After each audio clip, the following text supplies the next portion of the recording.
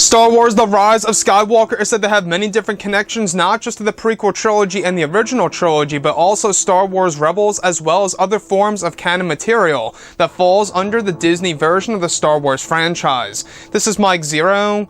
If you guys are new to the channel, do make sure to subscribe to see future Star Wars content. Now, what's really great about Episode 9 is that we do know that this movie is really going to be used in a way by JJ and Chris in order to truly interconnect this movie with the 8 films that come before it, and that this movie is being treated not just as the end of the sequel trilogy, but as the end of all the 8 movies that come before this one.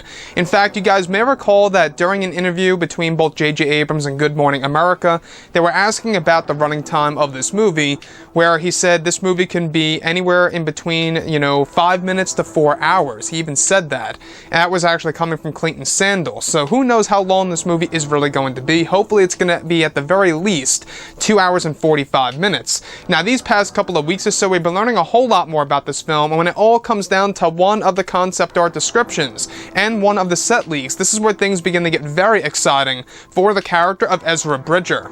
Now, specifically, it's described that one of the scenes that were shot during the month of December 2018 included a sequence where Daisy Ridley as Rey was striking down Red Stormtroopers on the First Order battlefield one by one, where many pyrotechnics were said to be in use in front of a large green screen.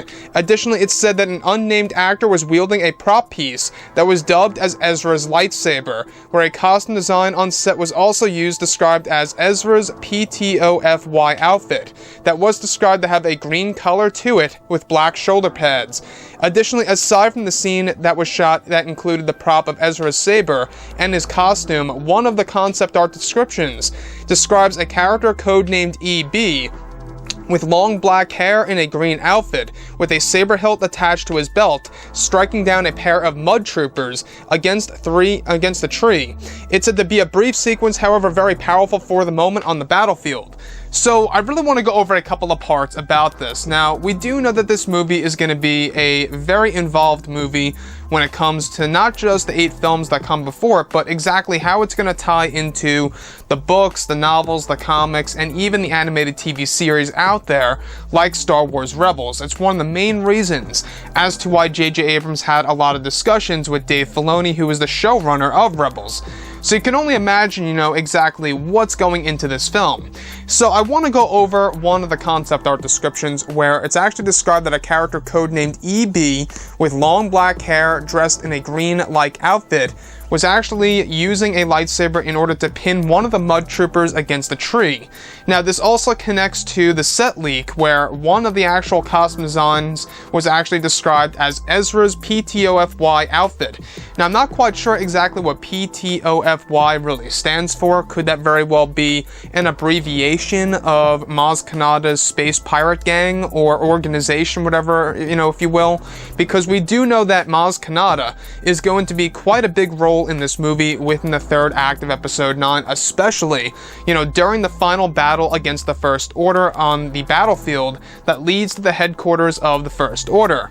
Now, the other piece that I do want to go over is that one of the prop pieces that were used on set when Daisy Ridley was actually acting as Rey, taking down some Red Stormtroopers that are actually called the Red Fury, taking them down one by one, and this is a sequence in which one of the unnamed actors was actually wielding a lightsaber that was dubbed as, of course, Ezra's lightsaber.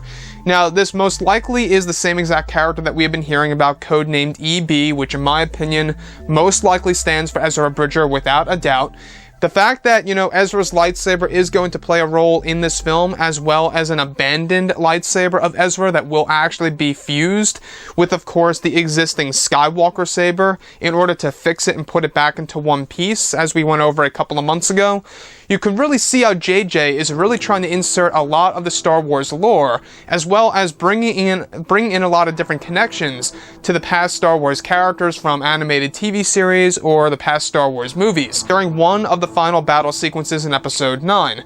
Again, like I say, we do know that the rise of Skywalker, it's all about the Resistance getting all the help that they can get and that they need around all corners of the galaxy in order to take down the First Order once and for all, and to defeat Supreme Leader Ren. And we do know that there is a new villain in this movie that's going to really kind of like change the tide of the story between both Rey and Kylo, which is going to be a good thing in my opinion. But that also leaves open the question as to exactly where does the First Order stand against the Resistance once this new villain comes into play that changes the mind of Kylo Ren, right? When he's actually got to team up with Rey and take down this new threat.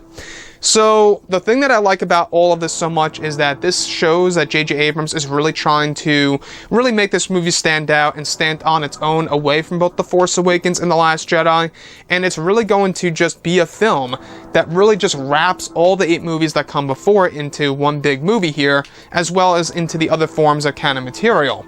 Anyways guys, drop a comment below, let me know what you think about all of this in the comments, and if you guys did enjoy the content for today, do make sure to drop a thumbs up on this video to support the channel. I thank you all so very much for the kind support, and I'll catch you guys next time.